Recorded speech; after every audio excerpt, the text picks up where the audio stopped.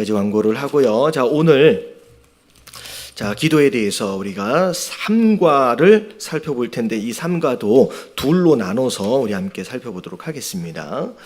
자, 오늘은 이제 기도하는 방법에 대한 내용이에요. 기도하는 방법. 자, 한 페이지를 그냥 넘어가서 이 앞에를 좀 볼 텐데, 자, 교재가 한 4권 정도 남아 있습니다. 혹시 교재가 더 필요하신 분들은 그건 이제 구매를 하시면 될 것 같고요. 자, 기도의 내용, 몇 가지가 있느냐, 요 내용들만 보면, 기도의 내용 첫 번째 찬양과 경배입니다. 자, 같이 한번 읽어볼게요. 자, 찬양은 시작. 찬양은 하나님의 선하심과 복주심에 대한 감사와 예배의 표현이다. 모든 기도는 하나님을 찬양하는 내용이 우선되어야 합니다.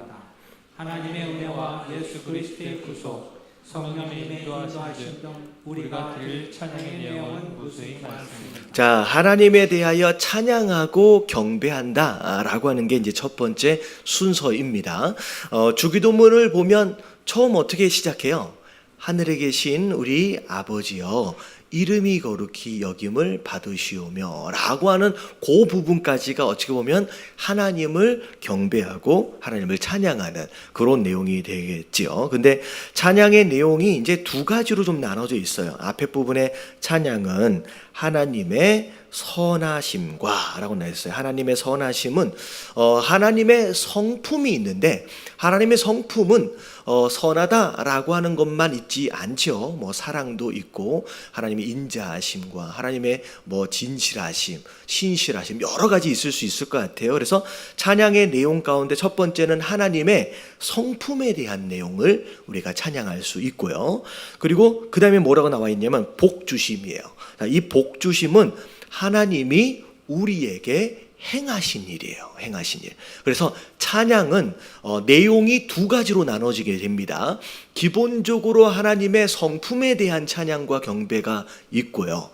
그리고 두 번째가 하나님이 우리에게 무엇을 행하셨느냐, 하나님의 행하심에 대한 찬양이 있지요. 특별히 나에게 대한 내용일 수도 있지만 일반적인 하나님의 창조하심, 하나님의 구원하심, 그리고 나를 인도하심, 나를 축복하심, 나를 보호하심, 여러 가지로 행하신 일들에 대하여 이게 두 가지로 나눠서 이제 생각해 볼 수 있죠. 자, 그게 우리가 하나님 앞에 첫 번째 올려드릴 수 있는 찬양과 경배의 내용이 되겠습니다. 자, 그래서 쭉 내려가서 우리 시편 104편, 33편 같이 한번 읽어볼게요. 시작. 내가 평생토록 여호와께 노래하며 내가 살아있는 동안 내 하나님을 찬양하리로다. 자, 하나님을 찬양할 때 내가 하나님을 어떻게, 또 언제, 이런 내용으로도 찬양의 내용이 될 수 있고요. 자, 이사야서 43장 21절 다 같이 시작. 이 백성은 내가 나를 위하여 지었나니 나를 찬송하게 하려 함이니라.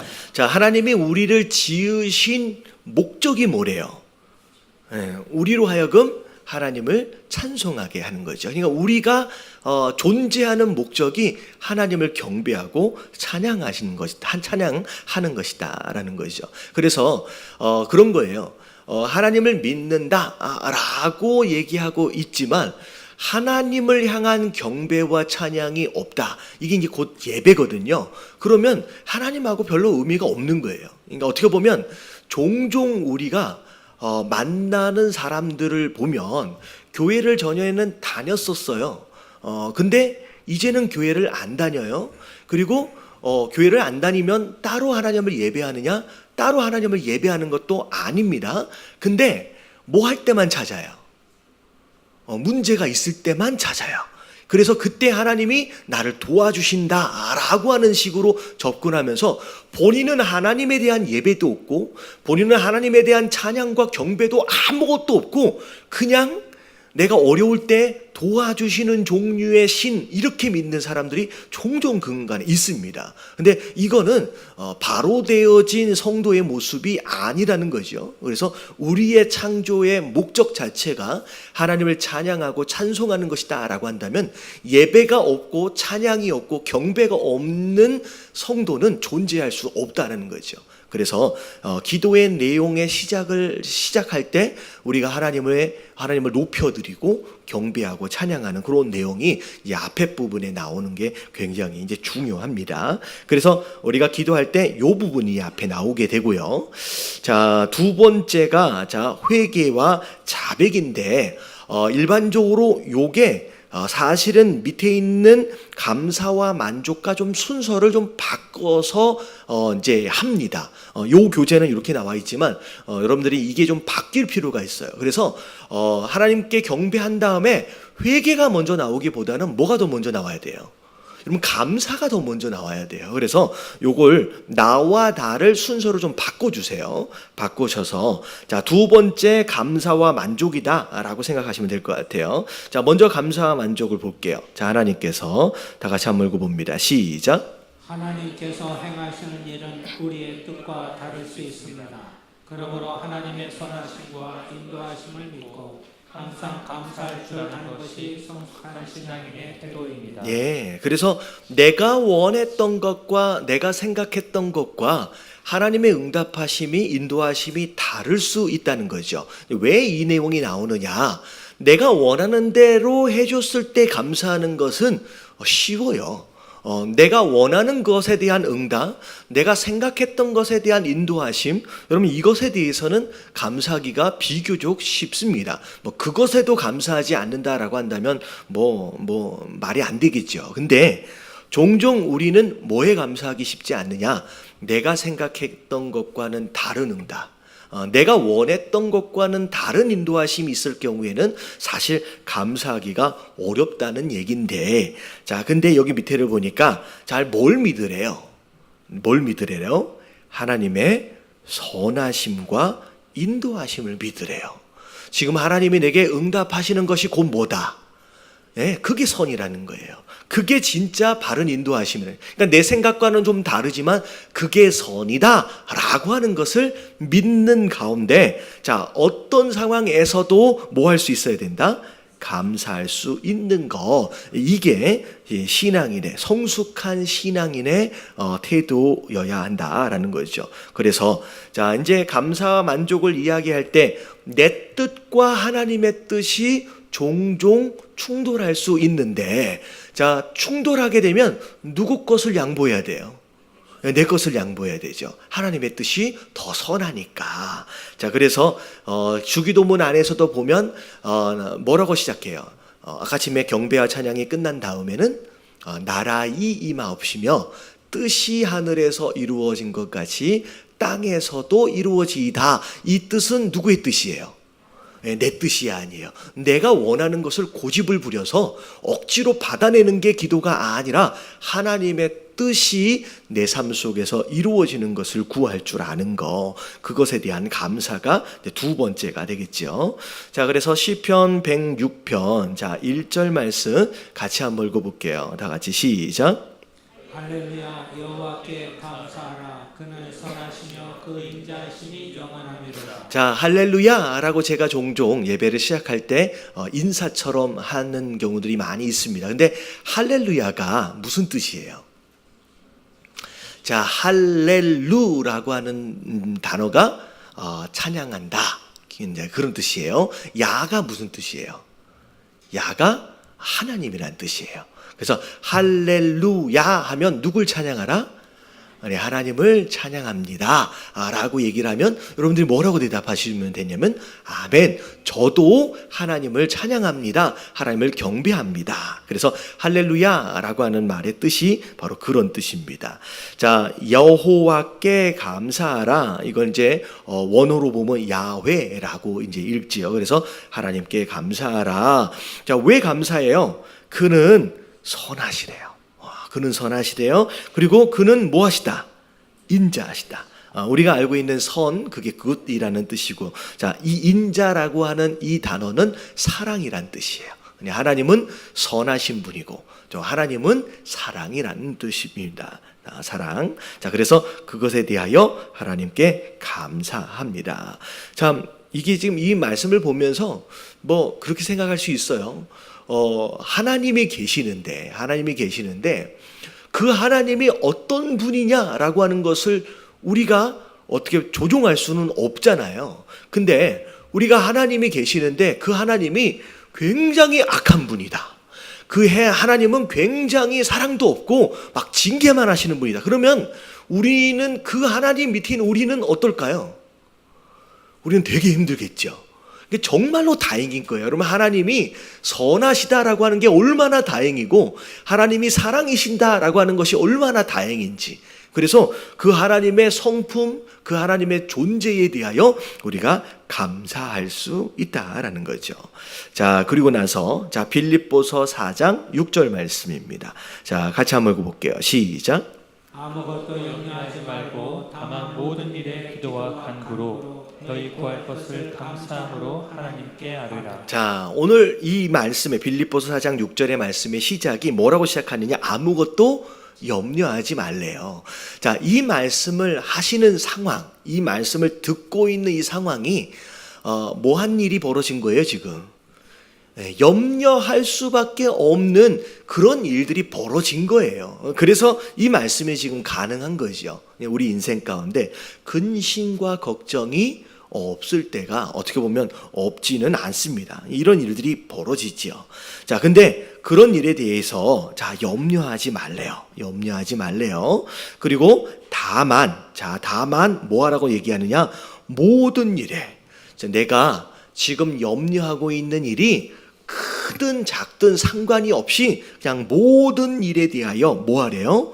기도와 간구로 너희 구할 것을 하나님 앞에 아뢰되. 자, 무엇함으로 아뢰래요? 감사함으로 아뢰래요. 그러니까 구할 것이 있어요. 해결할 문제가 있어요. 근데 그것에 대하여 간구하며 기도할 때 염려하면서 기도하는 게 아니라 뭐 하면서 기도하래요? 감사하면서 기도하래요. 이게 이제 하나님께 드려질 수 있는 감사의 내용. 어찌 보면 응답하신 거에 대해서도 감사할 수 있고 또 하나님의 선하심과 하나님의 사랑에 대해서도 감사할 수 있지만 아직 문제가 해결되어지지 않은 염려할 수밖에 없는 일이 내 코앞에 있음에도 불구하고 그걸 염려하는 것으로 간구하는 게 아니라 오히려 감사함으로 간구하라는 거죠. 어떻게 하면 감사할 수 있느냐? 내가 지금은 아직도 문제 앞에 있지만 이 문제를 하나님이 반드시 뭐 해주실 것이다? 해결해 주실 것이다. 그리고 그것이 어떻게 내가 원하는 대로 해결이 되든 안 되든 상관이 없이 그것을 허락하신 분이 누구예요? 이 하나님이라는 거예요. 그것을 허락하실 때 하나님은 선하시고 하나님은 나를 사랑하시는 분이에요. 나를 힘들게 만들려고 그것이 궁극적인 목적으로 허락하신 것이 아니다라고 하는 것을 믿을 수 있다라고 한다면 아직 문제는 해결되지 않았지만 요것 자체에도 뭐 할 수 있다? 감사할 수 있다는 거죠. 그래서 우리가 이제 추수감사절 때 종종 부르는 찬양들 가운데 날 구원하신 주 감사, 그 찬양의 2절인가 3절에 보면 장미꽃에도 감사할 수 있지만 장미꽃의 모에도 감사할 수 있대요. 가시에도 감사할 수 있대요. 왜 이런 가시가 있어서 왜 나를 불편하고 힘들게 만드실까? 그게 아니라는 거죠. 오히려 그런 가시를 허락하신 이유, 지금은 잘 모르지만 그것 자체도 하나님 나를 사랑하시기 때문에 허락하신 또 선의 어떠면 일종의 또 응답이다라고 생각한다면 그것에도 감사할 수 있다는 거죠. 그래서 자, 우리가 뭐에 감사하라고 나와 있어요?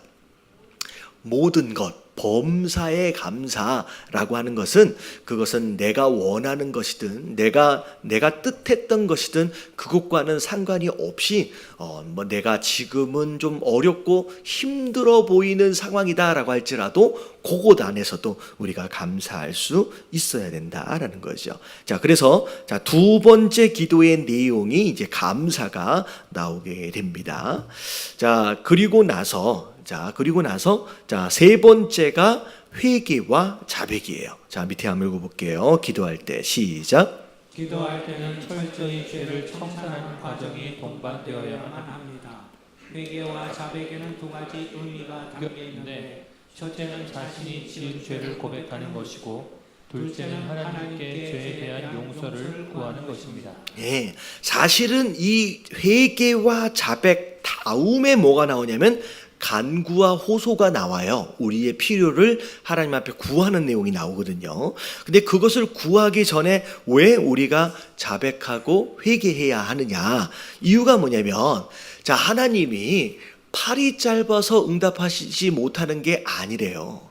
하나님이 능력이 없어서 응답하시지 못하는 게 아니래요. 하나님과 우리 사이에 뭐가 가로막고 있다? 예, 죄가 가로막고 있다는 거예요.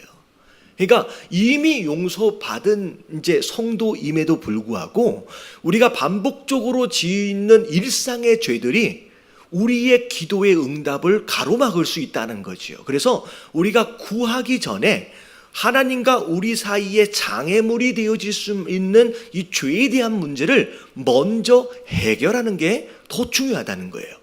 분명히 하나님은 우리에게 응답하실 수 있는 능력이 있는 분이고, 어떻게 보면 이미 하신 것일 수도 있지만 우리 사이에 이 죄라고 하는 문제가 우리와 하나님 사이를 가로막게끔 하면 안 되기 때문에 중간에 가로막힌 이 죄에 대한 문제를 해결하라는 얘기예요. 자, 그래서 첫째, 이 회개라고 하는 것은 곧 뭘 의미하느냐? 내가 지은 죄에 대하여 하나님께 뭐 하는 거예요? 고백하는 거예요. 하나님, 나는 이런 죄를 저질렀습니다. 또 넘어졌습니다. 또 실수했습니다. 라고 내 죄인 되어짐과 더불어서 하나님께 죄를 지은 것들에 대하여 하나님 앞에 올려드릴 수 있습니다. 근데 여러분들 이 회개할 때 그럴 수 있을 것 같아요. 내가 지은 모든 죄들을 다 기억할 수 있을까요? 없을까요? 불가능해요. 사실은 나는 분명히 아무 생각도 안 냈는데 그냥 지나가다가 한마디 던졌는데 누군가는 그 한마디 때문에 굉장히 마음이 상해 있을 수 있습니다. 내가 몰랐다 하여서 그게 죄가 아닌 것이 아니라는 거죠. 그러니까 전부 다 내 모든 죄를 다 기억해낼 수는 없지만, 그래서 최대한 기억해낼 수 있는 죄를 하나님 앞에 올려드리되, 가장 좋은 방법은 여러분 우리의 연약함과 죄인 되어짐을 하나님 앞에 그냥 뭐 하면 좋아요? 인정해 드리는 거예요. 하나님, 이런 저런 죄를 저질렀습니다. 그리고 무심코 또 알게 모르게 또 지은 죄인들이 있습니다. 하나님, 죄들이 있습니다. 하나님, 내가 연약한 죄인입니다. 나는 조금만 방심하면 또 죄를 지을 수밖에 없는 그런 죄인입니다. 라고 스스로의 죄인 되어짐과 연약함을 그냥 하나님 앞에 올려드릴 수 있어요. 그래서 그것과 더불어 기억나는 죄를 하나님 앞에 고백하는 거. 자, 이게 회개의 첫 번째 단계고, 자, 두 번째는, 자, 그것에 대하여 올려드리는 가운데 하나님 뭐 해달라고요? 하나님 용서하여 주시옵소서. 하나님 깨끗하게 씻어 주시옵소서. 자, 그래서 자, 요한복음, 자, 요한 1서 1장 9절 같이 한번 읽어볼게요. 시작.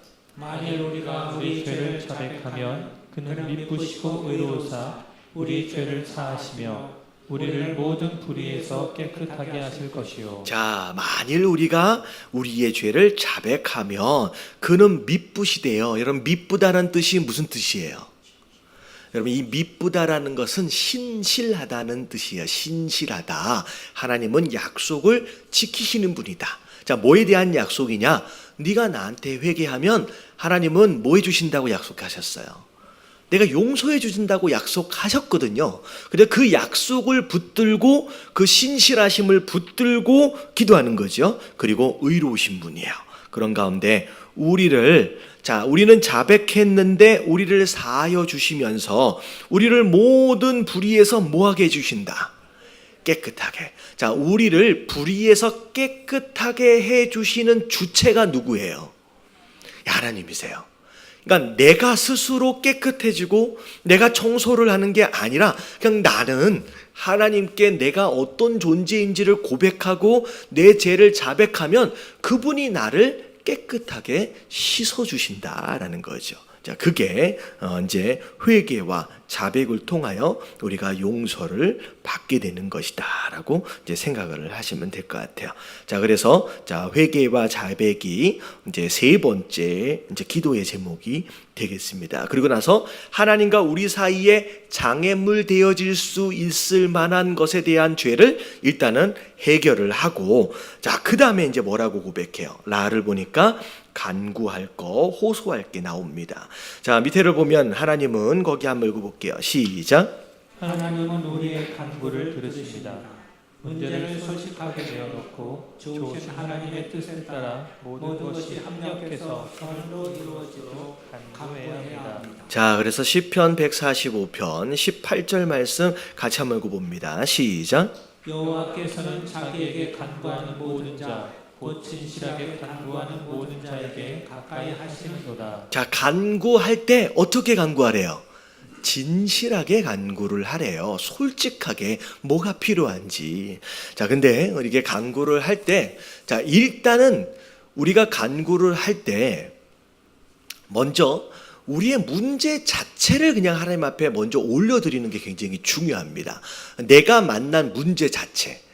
일반적으로 우리가 간구나 호소를 할 때 어떤 내용들을 자주 이제 기도를 하게 되냐면 어떤 문제를 올려드리는 게 아니라 이 문제를 자, 어떻게 해달라고요.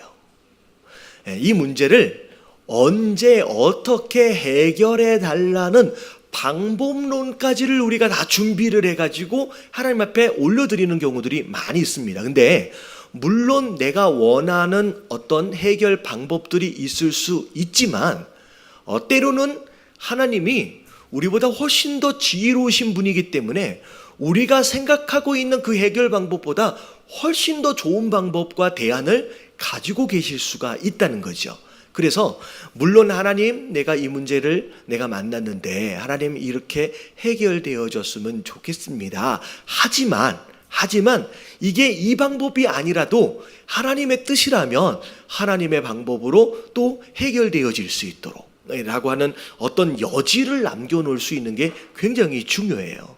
그래서 내가 내 뜻과 어떤 그런 방법과 결론까지를 다 만들어 놓고 하나님은 그저 내가 원하는 대로 그냥 그대로 응답하시는 그런 분으로 전락시켜버리면 안 된다는 거죠. 그래서 우리가 기도를 할 때 어떤 응답의 방법도 염두에 두고 하나님 앞에 올릴 수도 있지만 이 문제 자체를 하나님 앞에 좀 올려드리면서 그리고 그것에 대한 해결 방법까지도 꼭 내 것으로 해달라라고 고집부리지 마시고 그걸 오픈 엔딩이라 그러잖아요. 그걸 열어드리는 거예요. 하나님의 뜻대로 하나님이 가장 좋으신 때에 가장 좋으신 방법으로 응답하여 주시옵소서라고 열어드릴 줄 아는 것도 굉장히 지혜로운 기도의 내용입니다. 자, 그리고 여기 나와 있지는 않지만 우리가 구할 때 먼저 뭘 먼저 구하래요? 하나님 나라와 하나님의 의를 구하래요. 그랬을 때 어떻게 보면 기도를 간구하는 그런 상황 안에서도 내가 무엇을 먼저 기도할까라고 하는 것들도 여러분들이 이게 조정해 갈 필요가 있어요. 그래서 먼저 개인적인 내용들을 구할 수도 있지만 그의 나라와 그의 의를 먼저 구하라고 하신 그 말씀을 근거로 어찌 보면 내 개인적인 기도를 먼저 하는 게 아니라 다른 하나님의 나라와 하나님의 의, 하나님의 뜻이 이루어질 것을 먼저 하나님 앞에 올려드리면서 기도를 하는 것도 굉장히 기도하는 방법 가운데 좋은 이제 순서다라고 생각할 수 있을 것 같아요. 자, 그리고 나서 간구도 뭐 그렇게 순서를 좀 정해서 간구하는 내용도 그런 식으로 지혜롭게 좀 정리를 해서 기도를 다 했어요. 자, 그리고 나서 어찌 보면 뭐 나중에 중보기도 해가지고 나 자신만을 위한 것이 아니라 다른 사람들을 위한 그런 기도도 이 간구 안에 들어가면 좋고요. 자, 이런 간구에 대한 기도가 다 끝나면 그 다음에 뭘로 마무리가 돼요? 다 이제 기도의 마무리를 하면 예수님의 이름으로 기도합니다. 그리고 나서 아멘 하고 끝나지요. 자, 예수님의 이름으로 기도합니다 라고 왜 그렇게 기도를 마무리를 하느냐? 자, 예수님이 뭐라고 말씀하시냐면 무엇이든지 누구 이름으로 구하면 내 이름으로 구하면 이룰 것이다 라고 말씀하셨기 때문에 그 말씀을 근거로 우리가 항상 마지막에는 이제 예수님의 이름으로 이제 구하는 거예요. 자, 그런 가운데 특별히 이 예수님의 이름이다라고 마지막에 그렇게 이야기하고 있는 또 다른 이유 중에 하나, 그 뜻이 뭔지를 우리가 알려면 자, 예수님의 이름의 뜻이 뭔지를 좀 알아야 돼요. 자, 이게 무슨 의미냐? 제가 전에 한번 설명을 좀 드린 적이 있을 것 같은데, 자, 이제 미국의 대통령이 누구지? 트럼프 대통령이 자, 한국의 대사를 보냈다고 생각해 보세요. 근데 한국의 미국 대사가 올 때 누구의 이름을 가져와요? 트럼프의 이름을 가져오죠. 자기 이름으로 오는 게 아니에요. 트럼프가 대사를 한국에 보내면 트럼프의 이름을 가지고 오는 겁니다. 그러니까 트럼프의 이름을 가지고 온다라고 하는 게 마치 우리가 기도할 때 예수님의 이름으로 기도한다라고 하는 거랑 굉장히 이게 공통점이 있어요. 자, 어떤 공통점이냐? 두 가지인데, 자, 트럼프의 이름을 가지고 메시지가 오면 그 메시지에 대한 권한은, 그 권위는 그 대사의 권위예요? 아니면 트럼프의 권위예요? 트럼프의 권위예요. 이 사람 개인적인 권위가 아니에요. 미국 대통령이라고 하는 그 트럼프의 권위를 가지고 이 메시지가 오는 거예요. 그렇기 때문에 우리가 예수님의 이름으로 기도합니다 라고 하는 건 뭐냐면, 내가 지금까지 기도했던 이 모든 내용이 그냥 내 권위로 기도한 게 아니라 누구의 권위예요? 예수님의 권위라는 거예요. 예수님은 어떤 권위를 가지고 계세요? 하늘과 땅의 모든 권세를 하나님께 받은 분이잖아요. 그러니까 하늘과 땅의 모든 권세를 가지신 분으로서의 권위로 지금 이 모든 기도가 이루어진 거라는 거죠. 그래서 내 기도가 진짜 어떤 권위를 가지고 기도했느냐라고 하는 이 마지막에 도장처럼 찍혀지는 것이 바로 예수 그리스도의 이름이라는 거죠. 그래서 그 권위에 대한 내용이 바로 그 이름으로라고 하는 것에 담겨 있는 내용이고, 자, 두 번째 의미가 뭐냐면, 자, 미국 트럼프 대통령의 권위를 가져와서 메시지를 전달하는데 그 안에 있는 메시지는 이 대사의 뜻이에요? 아니면 트럼프 대통령의 뜻이에요? 그 트럼프 대통령의 권위를 가지고 기도하면서 가지고서 메시지 전하면서 자기 생각을 전하면 안 되죠. 이 대사는 처음부터 끝까지 누구의 말을 전해야 돼요? 트럼프 대통령의 뜻을 가지고 그것을 전달해야 된다는 거예요. 그래서 마지막에 예수님의 이름으로 기도한다라고 하는 것은 권위와 더불어 이 모든 내용이 누구의 뜻이다? 내 뜻이 아니라는 거예요. 하나님의 뜻으로, 예수님의 뜻으로 기도합니다 라고 이제 마지막에 정리가 되는 거죠. 그래서 우리의 기도는 내 개인적인 욕심을 채우기 위한 내 생각, 내 뜻이 되어져서는 안 되고, 마지막에 기도한 것처럼 예수님의 이름, 그래서 누구의 뜻이 되어야 돼요? 예수님의 뜻이 되어야 돼요. 그래서 정말로 기도가 성숙해진다라고 하는 것은 그냥 내가 원하는 것을 고집을 부리는 그런 종류의 기도가 아니라 하나님의 뜻을 알고 그 뜻 안에서 구할 줄 아는 거, 이러면 이게 굉장히 중요한 내용이라는 거죠. 그래서 오늘 이 내용 이후에 우리가 어떤 마음으로 기도해야 되느냐라고 하는 내용들을 우리가 나중에 좀 살펴볼 텐데, 그거를 염두에 두시고 예수님의 이름으로 기도합니다라고 마무리를 하시면 됩니다. 자, 근데 맨 마지막 진짜 마무리는 뭘로 끝나요? 아멘이라고 끝나요. 자, 이 아멘에는 여러 가지 뜻이 있는데, 자, 기본적으로 이 아멘은 뭐라고 얘기하는 것이냐? 내가 기도했던 이 모든 내용들이 그렇게 이루어질 줄로 믿습니다라고 하는 내용이에요. 아멘. 자, 내가 기도했던 모든 내용들이 다 이루어질 줄로 믿습니다라고 하는 것이 아멘이고, 그리고 요 기도 안에 하나님을 경배하고 찬양하고 했던 그런 내용들이 있다라고 한다면 이 아멘은 또 뭘 의미하느냐? 나도 그렇게 생각합니다. 나도 그렇게 동의합니다. 라고 하는 것을 의미해요. 그래서 제가 할렐루야 라고 인사를 하면 여러분들이 아멘 한다는 내용이 뭐냐면, 나도 그렇게 하나님을 찬양합니다. 나도 그렇게 생각합니다. 라고 하는 그런 의미가 있어지게 되죠. 자, 그리고 마지막 아멘의 뜻이 뭐냐면, 아멘은 곧 순종이라는 뜻이 있어요. 순종. 자, 그렇게 될 줄로 믿습니다. 그것에 내가 동의합니다. 근데 마지막에 뭐냐면 순종. 만약에 내가 기도한 내용들 가운데 내가 결단하거나 내가 순종해야 될 내용들이 있으면 그 모든 내용들에 대하여 내가 아멘으로 뭐 하기를 작정하는 거예요. 순종하기로 작정하는 겁니다. 그래서 이 세 가지 의미가 이 아멘까지 다 포함되어진 내용이다라고 이제 생각하시면 될 것 같아요. 자, 그래서 자, 지금까지 이제 기도의 내용들, 자, 이제 첫 번째부터 여섯 번째까지 우리가 좀 살펴봤는데, 자, 일단 제가 아마 들어오실 때 한 장씩 나눠 드렸을 것 같아요. 이렇게 반 장짜리 요거 한번 이게 펴시면 좋을 것 같아요.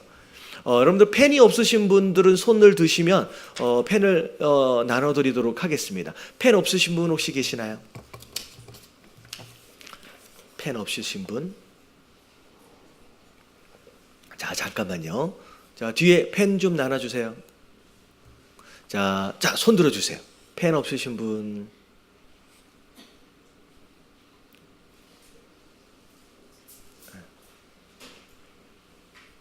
펜 없으신 분.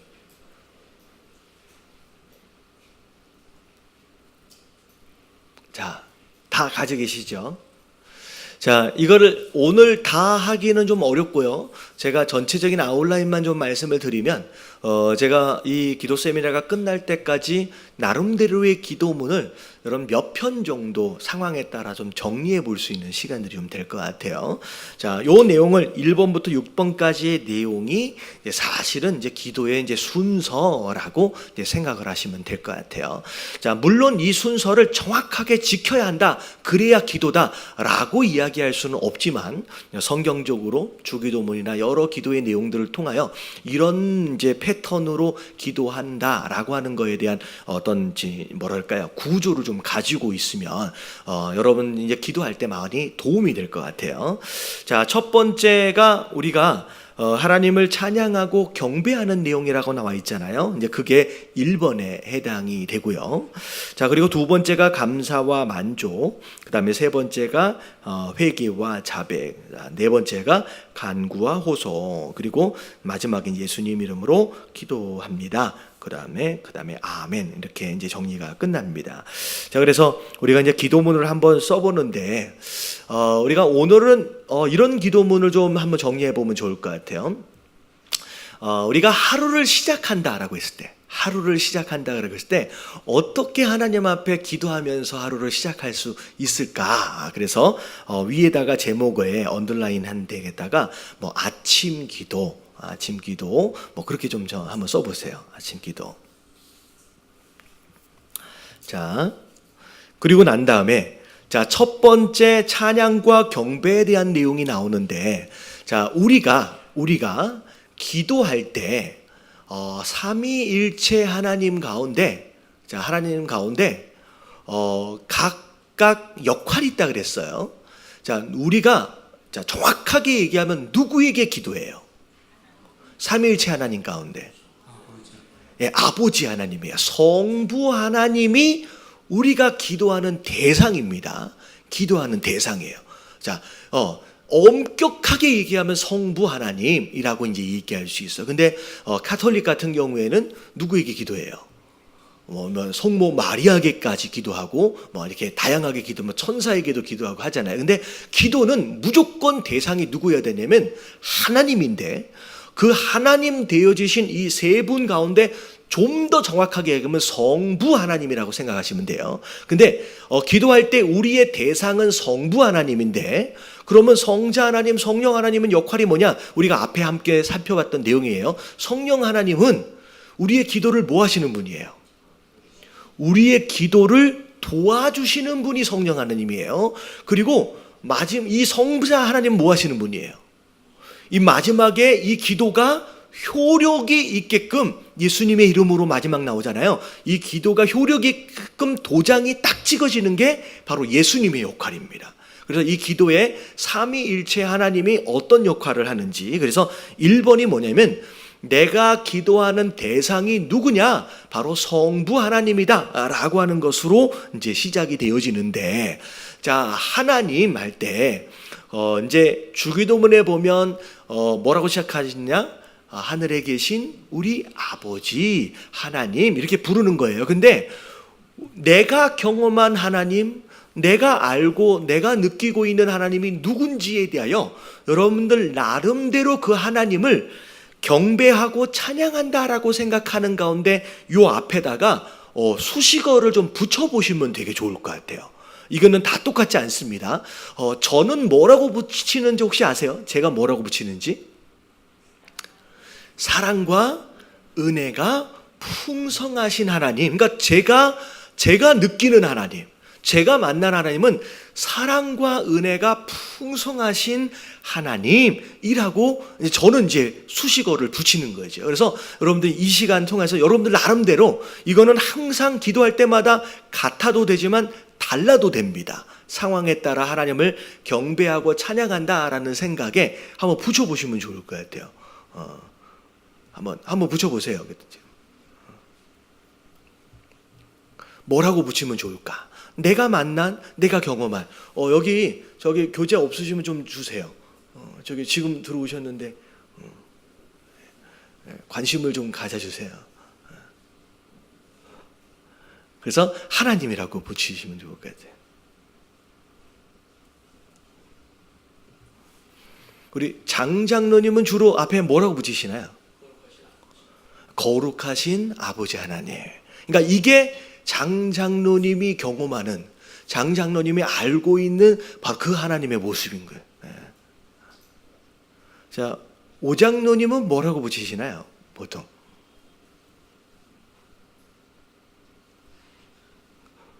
그때 달라요. 그냥 뭐 주로 하시는 게 뭐가 있어요? 보호하시고 인도하시고. 어떻게요? 보호하시고 인도하시는 하나님. 자, 이게 이제 오장로님이 이제 경험하는 그 하나님의 모습입니다. 대충 아시겠죠? 그래서 내가 하나님을 부를 때 경배와 찬양에 대한 내용들이 같이 들어가면서 그 하나님을 부르는 그런 내용들이 나오겠죠.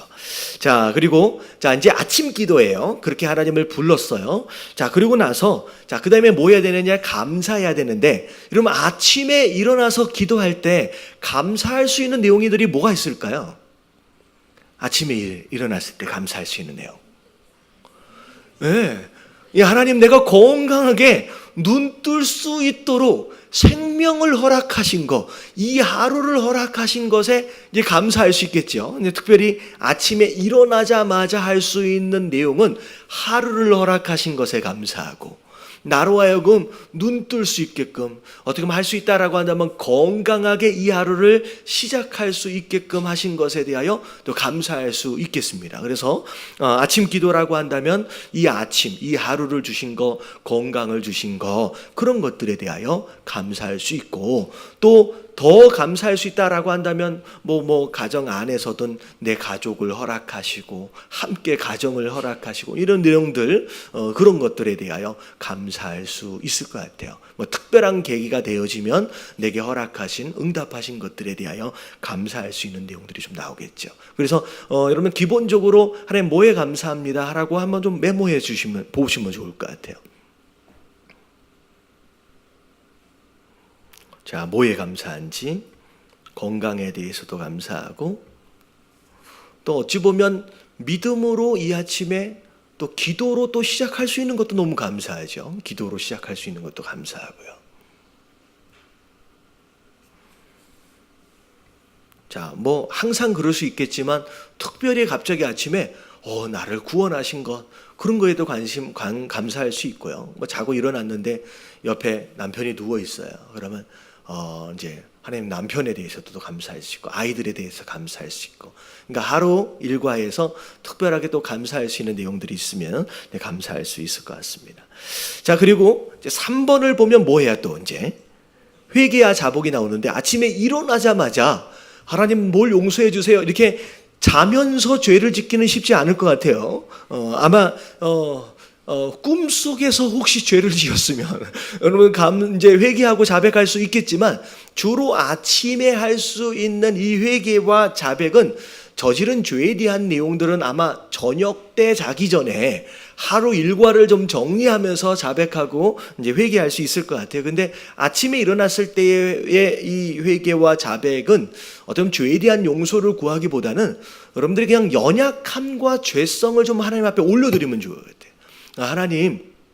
하나님, 이 어떻게 보면 밑에 간구와 더불어서 하나님 내가 죄인인데, 하나님 내가 연약한데, 하나님 나를 좀 붙들어 달라고, 하나님 나를 불쌍히 여겨 달라고, 매일매일 또 실수할 수밖에 없는, 그리고 또 어떻게 보면 하다가 또 누군가에게 상처 줄 수밖에 없는 그런 연약하고 무지하고 지혜롭지 못한 여러분들 자신을 좀 하나님 앞에 좀 고백하면서 하나님 나를 붙들어 달라고, 하나님 나를 불쌍히 여겨 달라고, 그런 내용이 아마 아침에 들어가면 이 회개와 자백 부분이 좀 정리가 좀 될 것 같아요. 그래서 막 격렬하게 하나님 용서해 달라고 막 그렇게 할 거는 아니지만, 아니면 어제 저녁에 기도하면서 깨닫지 못했지만 갑자기 아침에 일어나 보니까 어제 내가 저지른 잘못들 가운데 회개하지 못한 것이 있으면 여러분 이런 부분을 여기서 이제 회개할 수도 있겠죠. 연약함과 죄인 되어짐을 좀 고백하면서 올려드리면 될 것 같습니다. 자, 네 번째 간구와 호소가 있다라고 한다면, 간구와 호소. 자, 이제 구할 것을 이제 구해야 돼요. 자, 먼저 그의 나라와 의를 구한다라고 하는 입장에서 생각한다라고 한다면, 아침에 교회를 위해서 기도할 수 있고요. 하나님의 뜻을 위해서, 하나님 나라를 위해서 기도할 수 있지만, 일반적으로 기도한다라고 한다면, 여러분들 하루의 일과를 하나님 앞에 좀 이제 올려드리는 것도 굉장히 중요합니다. 내가 오전에, 내가 점심 때, 내가 저녁 때, 내가 하기로 되어 있는 일이 있다라고 한다면, 아니면 내가 만나기로 되어 있는 누군가가 있다라고 한다면, 여러분 그런 내용들도 하나님 앞에 좀 올려드릴 수 있습니다. 그래서 하나님, 내가 오전에 이런 일을 하기로 되어 있습니다. 하나님 내게 지혜를 주시옵고 이 일을 잘 지혜롭게 풀어갈 수 있게끔 하나님 도와달라고. 그리고 오후에 내가 누군가를 만나기로 되어 있는데 하나님 이 만남 가운데도 하나님 함께하여 주시옵소서. 그래서 그 사람과 만날 때 좋은 관계가 이루어지게 하여 주시옵시고 이 관계로 인하여 하나님께 영광을 돌리는 하는 그런 일들이 일어날 수 있도록 해달라고. 그래서 하루의 소송한 일정까지도, 어찌 보면 집에서도 마찬가지예요. 가정주부로 있다라고 할지라도 매일매일 반복되는 일이다라고 할지라도 오전에 하는 일, 오후에 하는 일들이 이렇게 있잖아요. 내가 아이들을 데려다주고 아이들을 픽업하고 또 장보고 하는 이런 소소한 일들도 하나님 함께 해달라고, 오늘도 하나님과 동행할 수 있게끔 도와달라고. 어찌 보면 어떤 문제가 있다라고 한다면 하나님 이 문제를 주님 도와달라고, 하나님 해결해 주세요. 하나님 뜻 안에서 하나님의 때에 라고 문제도 하나님 앞에 좀 올려드리면서 하루의 일과를 하나님 앞에 고백하고 그 하나님과 더불어서 동행하면서 일들을 해나갈 수 있도록 그런 기도를 할 수 있습니다. 여러분 이 기도가 왜 중요하냐면, 이 하루에 대한 일들과 이런 내용들을 하나님 앞에 올려드리면요, 하나님이 이 기도에 뭐라고 많이 응답을 하시냐면, 이게 우선순위가 정돈이 되면서 하루가 굉장히 정돈될 때가 많아요. 불필요한 일에 많은 시간을 할애하지 않도록, 그리고 심지어 기도하는 내용들 가운데 내가 해야 할 일들도 떠오르도록 하시는 경우들이 있고요. 그리고 심지어는 내가 이 약속은 오히려 내가 만나지 말아야 할 사람이구나 라고 오히려 하나님께서 그 관계를 또 끊으시는 경우들이 많습니다. 그래서 우리가 이런 기도를 그냥 문제만 하나님 앞에 올려드리는 게 아니라 하루의 일과를 하나님 앞에 쭉 올려드리면서 하나님 함께 해달라고, 그러면 지혜도 주시고 어떻게 보면 만나서 뭘 얘기해야 될지도 알려주시는 경우들이 되게 많아요. 그래서 그런 내용들 이렇게 함께 올려드리면 되고, 그 다음에 이제 마지막으로 예수님의 이름으로 기도합니다 라고 아멘하고 마무리를 하시면 되겠습니다. 자, 그래서 좀 만들어졌어요?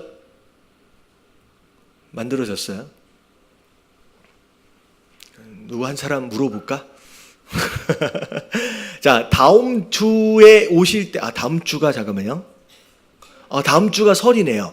다음 주에 설이니까 다음 주에는 이제 수요일 날 예배가 없고요. 다다음 주에 여러분들 이 교재에다가 요거 이제 계속 적어갈 테니까 요런 내용들을 이제 끼워 넣어가지고 모아 가시면 좋을 것 같아요. 그래서 또 다음 주에는 또 다른 차원에서의 다른 상황에서의 기도를 또 같이 또 연습을 해보고 심지어 이제 뭐 예배 가운데서든지 아니면 식사 가운데서든지 대표 기도를 맡은 경우들이 많아요. 근데 대표 기도를 할 때 어떤 상황인지를 잘 모르고 그냥 장황하게 딴 얘기만 하고, 그러니까 식사 기도의 대표 기도를 맡았는데 밥 먹는 얘기는 하나도 안 나오고 그냥 다른 얘기만 한참 하다가 예수님 이름으로 기도합니다라고 끝나는 경우도 있거든요. 그래서 다음에 이제 쭉 가다 보면 그런 대표 기도를 맡았을 때 뭐에 대하여 기도해야 되는지도 또 연습을 해보고 그렇게 하도록 하겠습니다. 그래서 여러분 이게 굳이 뭐 써가면서 여러분 그렇게 생각하지 마세요. 제가 말씀드렸다시피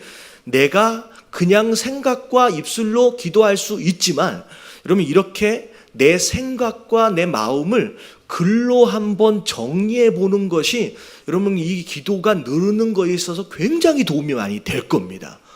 여러분 이게 이제 순종이에요. 꼭 이런 거 하면 내가 기도를 내가 신앙생활을 얼마나 했는데 굳이 이런 것까지 라고 하면서 안 하는 분들이 여러분 10명 중에 한 2-3명 정도 꼭 있습니다. 여러분 그러면 아무것도 늦지 않아요. 여러분 정말로 교회 안에서 여러분 뭘 배우시는 게 굉장히 중요하냐면 뭘 배워야 돼요? 순종을 배우셔야 돼요. 뭘 이런 걸 하냐? 이러면 정말로 안 늘어요. 정말 뭐라고 하든지 기도 제목을 적으라 또 뭘 해라. 꼭 어떤 분은 그냥 가만히 아무것도 안 하는 사람이 있어요. 여러분 그런 사람 되지 마시고 이런 것들까지를 한번 순종해서 해 보십시오. 확실하게 여러분 이것을 통하여 이 기도가 얼마나 많이 늘 수 있고 내 생각이 얼마나 많이 정리가 되는지 분명히 열매가 있습니다. 그래서 꼭 다다음 주까지 숙제해 가지고 오시게 되길 주님의 이름으로 축원합니다. 옆에 계신 분들에게 인사 좀 해주세요. 숙제합시다. 다다음 주에 오시면요 옆에 사람 거 숙제 검사할 거예요. 옆에 검사할 거예요. 그래서 옆에 있는 사람 숙제 해왔는지 확인할 거니까 꼭 숙제해가지고 오시고, 여러분은 안 되면 다다음 주에 일찍 오셔라도 꼭 이렇게 메모를 하십시오. 그래서 여러분 이게 우리가 마칠 때까지 한 6-7편 정도. 질문?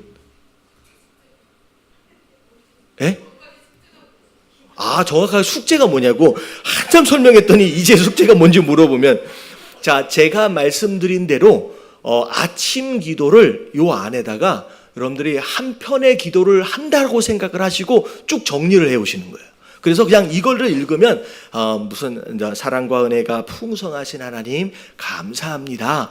오늘도 나에게 이렇게 건강하게 눈 뜰 수 있게끔 새로운 하루를 허락하시고 또 믿음으로 기도할 수 있도록 인도하여 주신 거 너무 감사합니다. 하나님 오늘 하루를 제가 지금 기도를 제가 말씀을 드리는 예를, 하나님 내가 오늘 하루를 내가 시작해야 되는데 하나님 항상 그런 것처럼 하나님 저는 말로 실수도 하고 또 이런저런 이제 유혹들에 또 넘어지기도 합니다. 하나님 오늘은 그렇게 실수하지 않고 그렇게 유혹에 넘어지지 않도록 하나님 내 연약함을 불쌍히 여기시고 내 마음과 생각을 붙들어 주시길 원합니다. 자, 여기까지가 이제 회개의 자복까지 간 거예요. 하나님 오늘 아침에 제가 누구를 만나서 함께 무엇에 대하여 얘기를 나누기로 되어 있는데 하나님 내게 지혜를 허락하여 주시옵소서. 이 사람과의 관계 안에서 내가 원하는 것이 아니라 하나님의 뜻이 이루어질 수 있도록 하나님 함께하여 주시옵시고, 하나님 오후에 제가 누굴 만나서 어떤 계약을 하기로 되어 있는데 하나님 이 계약이 하나님의 뜻이라면 이루어질 수 있게끔, 그래서 내가 이 계약을 통하여서 제가 놓치는 부분이 없게끔 하나님 다 볼 수 있는 눈을 열어주셔서 실수하지 않고 정말로 지혜로운 이 계약이 되어질 수 있도록 하나님 도와주시길 원합니다. 그렇게 기도하는 거예요. 그리고 하나님 요즘에 제가 요 분과의 문제로 인하여 마음이 힘들어 있는데 하나님 지혜를 주시어서 이 관계도 아름답게 해결되어질 수 있도록 하나님 도와주세요. 오늘 그 일을 또 할 때 하나님 함께 해주세요. 하나님 도와주세요라고 기도하고 뭐라고 마무리하면 돼요? 예수님의 이름으로 기도합니다. 아멘. 제가 이제 쓰면 그렇게 기도문이 나오는 거예요. 이제 말로는 되게 긴 것 같지만 정리를 하면 그렇게 되는 거예요. 그러니까 왜냐하면 저도 이렇게 훈련을 한 거예요. 제가 전에 교회에 있을 때 목사까지도 대표 기도를 반드시 할 때는 어떻게 하냐면 반드시 써가지고 와서 대표 기도를 하게끔 해요. 근데 장로인데 목사인데 심지어 신앙생활을 40년씩 50년 했는데 뭘 또 기도를 적느냐? 그렇지 않아요. 대표 기도를 할 때 왜 적느냐면 여러분 기도를 올라오자마자 감동을 받아서 할 때도 있지만 이 기도문을 적기 위해서 토요일 저녁에 또 한 번 기도하는 거예요. 하나님, 내가 내일 기도하기로 돼 있는데 하나님께 영광을 돌리고 모든 성도들이 함께 은혜를 누릴 수 있게끔 하나님 도와달라고 그런 마음으로 기도하면서 한자 한자 적어 내려가는 거. 여러분 이게 곧 기도자로서 마음이 이미 준비가 돼요. 여러분 그렇게 하나님 앞에 생각을 정돈하면서 내가 교회를 위해서 뭘 기도할까? 갑작스럽게는 떠오르지 않지만 자리를 잡고 앉아서 메모를 하기 시작하면 하나님이 교회를 위하여 기도할 게 뭐가 있는지 깨닫도록 하세요. 그래서 분명히 기도가 이게 목사기 때문에 알아요. 아, 이게 지금 기도가 준비되어져서 올라온 기도구나, 아니면 그냥 올라와서 막 하는 기도구나, 이게 정돈이 이게 딱 분명히 분별이 갑니다. 그래서 여러분들이 기도를 하면서 교회를 위해서 기도할 때 뭐라고 기도할까? 예배를 위해서 기도할 때 뭘 기도해야 될까라고 하는 것을 생각하고 정리해보는 이 습관이 그것 자체가 기도예요. 그래서 여러분 이것을 그렇게 좀 정리를 해보고 아침 기도, 저녁 기도, 무슨 기도로 이렇게 해서 우리가 마지막 순간까지 한 6, 7편을 쭉 써갈 텐데 여러분 하면요, 나중에 어디에 가서 기도를 부탁을 받잖아요. 그러면 두려워하지 않아요. 집사까지 됐는데, 심지어 권사장도가 됐는데 어디서 대표 기도를 시키면 막 굉장히 얼굴도 빨개지고 갑자기 당황하는 분들이 있어요. 그것은 이렇게 한 번도 공부해서 정리해 본 적이 없기 때문에 그래요. 그래서 이번에 기도를 이제 처음 배우시는 분들은 숙제를 꼭 해오심으로 말미암아 이번 기회를 통하여 기도가 더 늘어나고 진짜 내가 기도하지 못하는 것들까지 소소하게, 그래서 제가 성도들하고 같이 만나서 이야기를 해보면 기도도 늘어요. 그래서 맨 처음에는 앉아서 기도하는데 5분, 10분은 기도하면 더 이상 기도할 게 없어. 근데 이게 기도를 자주 하다 보면 정리가 되면서 기도가 점점 늘어나게 돼 있어요. 그래서 심지어 1시간을 기도해도 더 기도할 게 남는. 근데 그것을 가장 효과적으로 돕는 방법이 뭐냐면 기도를 뭐 하는 거예요? 기록해 보는 거예요. 여러분 기록해 보면 여러분 생각이 잘 정리가 됩니다. 그래서 제가 이게 뭘 때 주로 쓰여지냐면 여러분들 근심과 걱정이 있을 때 있잖아요. 여러분 근심과 걱정이 있을 때, 문제가 있을 때 여러분 자꾸 머릿속에서 생각하지 마시고요, 내가 생각하는 근심과 걱정의 제목들을 여러분 이 필기해가지고 정리해보는 것도 되게 중요합니다. 왜냐하면 우리 생각은 되게 멍청해요. 왜냐하면 사실은 내가 가지고 있는 문제는 불과 3가지, 4가지밖에 안 돼. 근데 기록해보면 3가지, 4가지밖에 안 되는데요, 머릿속에 담아놓을 때는 첫 번째 문제 생각하다가 두 번째 문제 생각하다가 세 번째 문제 생각할 때쯤 다시 어디로 돌아가요? 다시 첫 번째로 돌아가요. 그러다가 갑자기 세 번째로 또 내려가요. 근데 몇 가지 안 되는 문제인데 머릿속에만 가지고 있으면 계속 왔다 갔다 하면서 굉장히 많은 문제인 것처럼 착각하게 됩니다. 근데 문제가 생기면 딱 앉아서 적어보세요. 그러면 별게 아니에요. 몇 가지 안 됩니다. 그러면서 정돈이 되기 시작해요. 그러니까 생각은 자꾸 왔다 갔다 혼돈하게 만드는데 기도도 마찬가지. 한번 적어보시면 이게 굉장히 깔끔하게 정돈이 될 겁니다. 아셨죠? 자, 이게 제가 10분을 설명드리는 이유는 뭐냐면 뭐 하라는 얘기예요? 숙제를 꼭 해오자는 얘기예요. 그래서 다다음 주에 꼭 숙제해가지고 오시게 되길 주님의 이름으로 축원합니다. 다 기도할게요.